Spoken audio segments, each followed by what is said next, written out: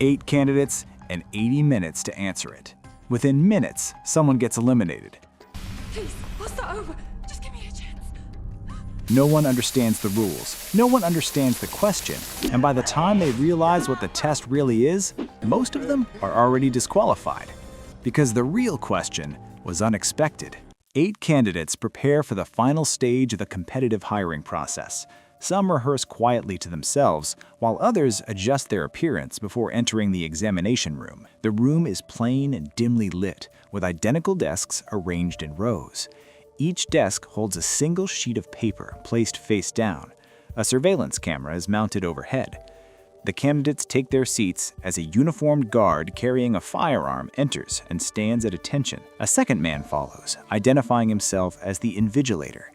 He informs the group that they have passed all prior stages, and this exam is the final step before selection. He outlines the rules. No external laws apply inside the room. There are 3 conditions. The candidates must not damage their papers under any circumstances. They must not speak to the invigilator or the guard. They must not leave the room for any reason. Violation of any rule results in immediate disqualification. The exam will last 80 minutes. There is 1 question on the paper, and each candidate must provide an answer. He asks if there are any questions. No one responds. He starts the timer, wishes them good luck, and exits with the guard. The candidates turn over their papers. Each sheet is blank. Confusion spreads. One candidate begins writing an explanation of why she deserves the job. The surveillance system registers the action. The guard removes her immediately. She protests, but is forced out and the door is locked. The remaining candidates sit in silence, unsettled by the speed of her disqualification. After a moment, one candidate reviews the rules and observes that communication is only restricted with the guard and the invigilator, not among themselves. He shares this interpretation. The group accepts it and begins to communicate, assuming collaboration may be necessary. He proposes that they avoid using real names and assigns identifiers based on appearance. The silent candidate is labeled deaf. Others are referred to as white, black, brown, blonde, brunette, and dark. White tests the constraints further by standing. The guard does not intervene. The group concludes they are free to move within the room. Dark suggests the question may be concealed. She holds her paper to the light, but finds nothing. She encourages others to do the same. Deaf remains still and does not participate. Black proposes the use of ultraviolet or X-ray light. The group searches for controls and locates emergency lighting strips, but no activation switches. Will be disqualified. Blonde suggests triggering the emergency system by breaking the overhead bulbs. Brown warns of the risk. The group votes and proceeds. They break the bulbs, activating a blue emergency glow. The papers remain blank. Nice. Very nice. Brunette then breaks open the emergency light casing to expose a different light source. Again, no markings appear. Approximately 20 minutes have passed. White retrieves the discarded paper of the disqualified candidate and experiments with it. He shades over it with a pencil, then tears it into pieces and distributes it. He applies moisture to one piece, but no result appears. Frustration increases and arguments begin. 7 minutes on the clock. You should be ashamed of yourself. You know what? Will you two shut up? Deaf starts to cry quietly. He speaks in French, stating that the paper reflects their image. The others dismiss the statement and continue debating. Brown proposes the exam may not be genuine, suggesting that executives could be observing and evaluating their reactions under pressure. Dark rejects the idea, but suspicion spreads. Some speculate about the invigilator. Others mention the CEO. Brunette identifies the company as Bayer, a pharmaceutical corporation known for developing a cure during a previous global outbreak affecting young people. Black suggests the company may have developed a treatment for a current virus causing widespread fatalities. The discussion shifts in tone. White questions Dark about possible infection. She denies it and redirects attention. She approaches the guard without speaking and removes a lighter from his pocket. Observing the sprinkler system, she suggests using water to reveal hidden writing. She climbs onto a chair but cannot reach the sensor. White rolls a sheet of paper into a torch, ignites it, and passes it to her. She activates the sprinkler system. Water floods the room. of papers remain unchanged. Well, it should take a few moments. The guard approaches her. She realizes the paper she burned was her own. She protests as she is removed from the room. Black confronts White over the incident. He threatens him. At that moment, the lights go out. The candidates recognize that spoken words can influence the environment. I should punch your lights out. When the lights return, Def begins crying again. White approaches him and applies pressure through verbal intimidation. Def tears his paper and swallows the pieces. The guard removes him. His glasses fall unnoticed. Damn it. Turn it. 5 candidates remain: White, Black, Brown, Blonde, and Brunette.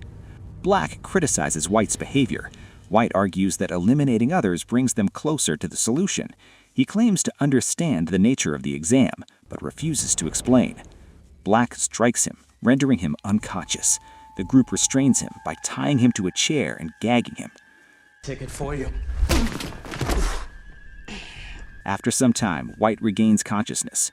Brunette loosens the gag. He requests medication, stating he carries the same virus discussed earlier and requires a pill every hour to survive. Black searches him, but finds nothing.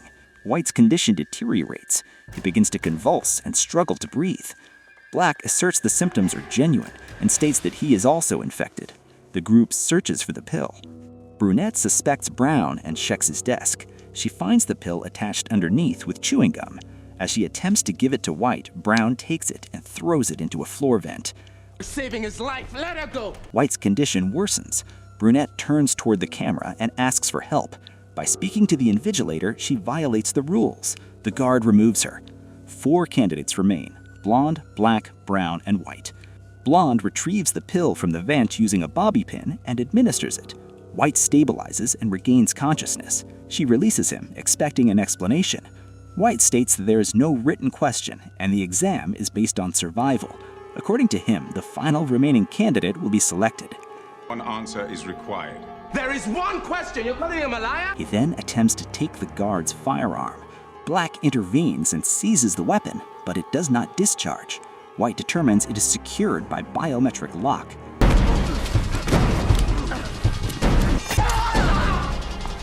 He forces the guard's hand onto the trigger and fires. With control of the weapon, White orders the others to leave voluntarily or face lethal force. Brown exits first and is disqualified. Blonde approaches the exit under threat. Before stepping out, she says, "Lights out." The room goes dark. White fires blindly. When the lights return, Black is on the floor with a gunshot wound. Lights out! White observes that Blonde has not fully exited. One foot remains inside. He prepares to shoot her. At that moment, the timer stops. Believing he is won, White addresses the camera. The guard approaches and indicates that 20 seconds remain. By speaking to the invigilator, White has violated the rules. He is removed. Blonde is now the only candidate remaining. She notices Def's broken glasses on the floor. She lifts them and looks through the lens at her paper. Faint writing becomes visible. The realization follows. At the beginning, the invigilator asked a question, whether anyone had questions. That was the test. The door opens. The invigilator returns, accompanied by Def, who now appears composed. He identifies himself as the CEO of Bior and explains that he participated to observe behavior. Blonde responds to the original question. Her answer is no. The invigilator explains that the evaluation measured attention to detail, decision-making under pressure, and the ability to remain empathy. Blonde demonstrated all 3. He offers her the position. She hesitates and points to Black's body, stating she cannot work for a company that causes death. The invigilator asks who determined that Black is dead. She approaches and observes that the wound is healing. The invigilator explains that the bullet delivered an experimental treatment capable of rapid cellular regeneration. The same treatment stabilized White earlier. He states that the company has developed a medical breakthrough with the potential to treat severe injuries and disease. The exam was designed to identify candidates who could operate under extreme conditions without losing judgment or compassion. After consideration, Blonde accepts the offer. She extends her hand. The CEO accepts. The examination concludes. In the end, only one candidate recognizes the truth. The test was never about intelligence, knowledge, or even survival. It was about attention, judgment, and the ability to think clearly under pressure without losing humanity. But here's the real question. If you were in that room, would you have asked the question at the beginning? Or stayed silent like everyone else? And more importantly, would you have played fair or done whatever it took to be the last one left? But don't be quiet at this point. Comment trivia count before you regret it.